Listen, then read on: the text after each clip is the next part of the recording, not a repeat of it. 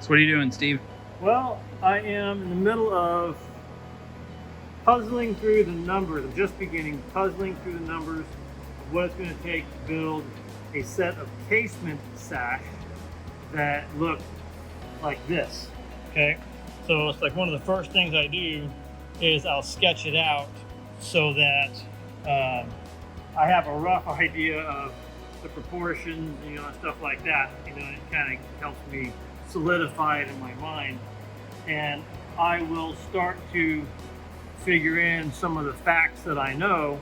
So basically, this is a double set of 9/1 casement. So actually, this is really a 10 line, but it's made to reflect the other 9/1 double hungs that the client has in the rest of her house, right?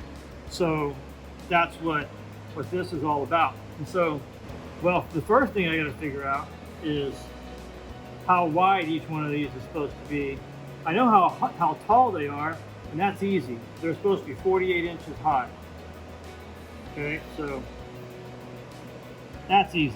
Okay, and my overall width needs to be 40. Okay, and on the surface, 40 is going to look pretty easy, right? You can divide that by 2, it's 20, but guess what? They overlap a little. So when they overlap a little bit, I can't remember, is it 20 1/4, 20 3/8, 20 1/2?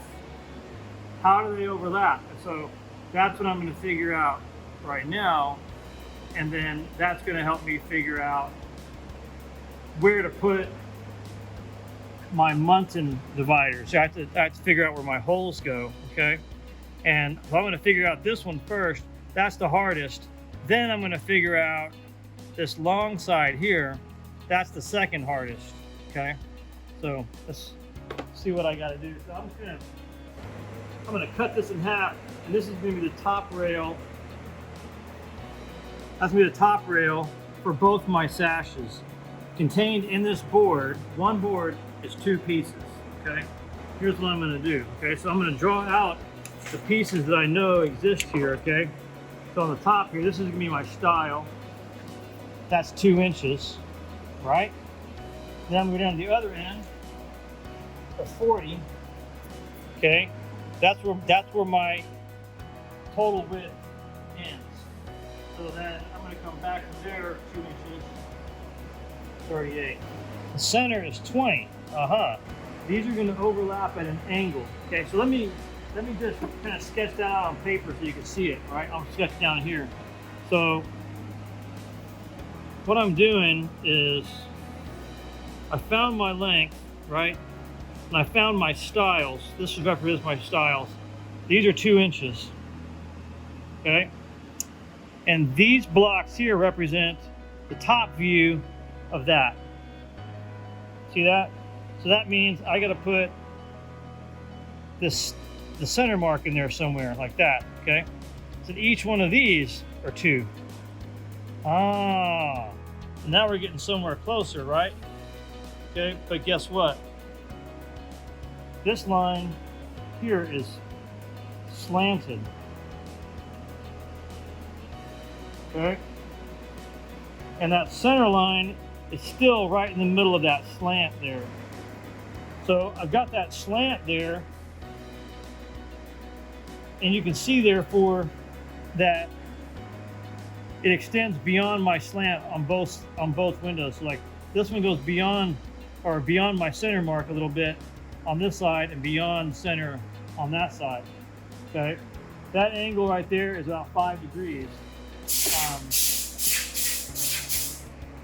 I'm going to find the center here.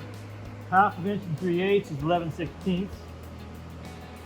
Boom, so there we go. I know what I'm going to do. Okay, so I'm going to take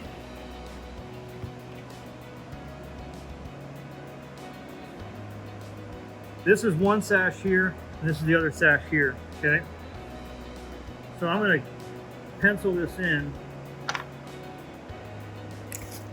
I'm going to go beyond here about a quarter. I started at 12, I went over a quarter of an inch. And I'm going to go here, down here, and I'm going to put my 12 on there as a reference point, go a quarter inch that way, okay? And this is just a rough sketch to see what my measurements are supposed to be. I mean, the fatness of my pencil lead is irrelevant because I'm actually going to do the math on it. I know I added a quarter to it. Okay. Oh, now I'm getting somewhere. Look, so I have my 5 degrees. Okay. And my 5 degrees. See how that works? So this sash is going to overlap that way. And this sash is going to overlap this way. Boom. What does that tell me? That tells me I'm going to measure from this end to there. Ah, it is 20 1/4 that I need. Does that make sense? Yep. Right? And then the other way, measure from there. Boom. 20 1/4 again. You see that? Ah, that helps. Okay. Now I'm cooking with gas. And for my system, if my sash is 20 1/4, that means my rail, the way that I make them, is going to be 20 1/4, which is really cool, which tells me how long I need to cut my rails, which is what I needed to know. Steve, how do you know that your rails need to be 20 1/4? Well, it's pretty easy because if the width is 20 1/4 and I make what's called a through tenon, that is my mortise and tenon. When I put it together, my tenon is going to go all the way through. I'll do this side all the way through. Okay, the other side, it's not going to go any longer than the width of the sash. So however wide the sash is, that's how wide my rail is. So I'm going to have 2-inch tenons, and I'm going to have a through mortise. One.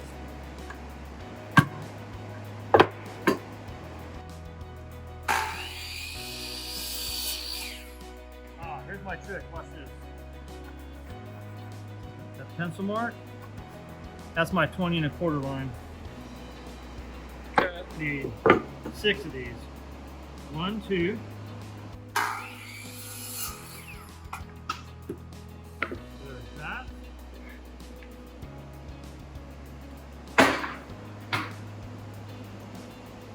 And then, let's see. I'm making 3 sets. So,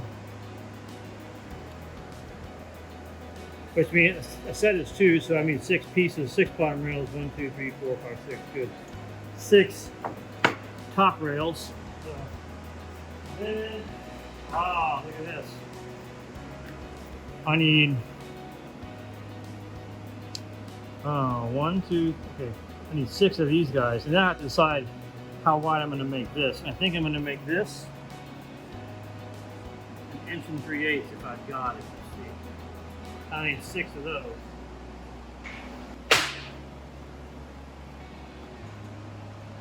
But I do need 1, 2, 3, 4. 4 times 3, I need 12 of those.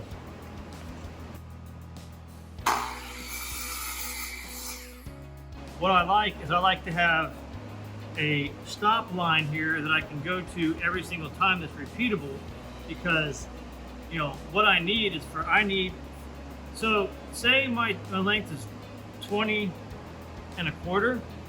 It could be a strong 20 1/4, a small 20 1/4, whatever that 20 1/4 is. I want that to be the same 20 1/4 from piece to piece. All right, so I set up a mark or a block, because if I stop and I measure every piece, there could be variation in where I put my mark, and then also variation where I cut relative to the variation in my mark. So a quick simple line on your cutting table it's actually pretty helpful. So and it speeds things up.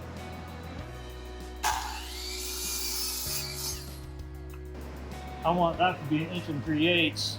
This is going to be 1 3/8 because in a typical double hung assembly, the mid rail, the meeting rail will show 1 3/8. So I want it to reflect that. So I'm going to make this one a little bit stronger than other divider muntins up above it.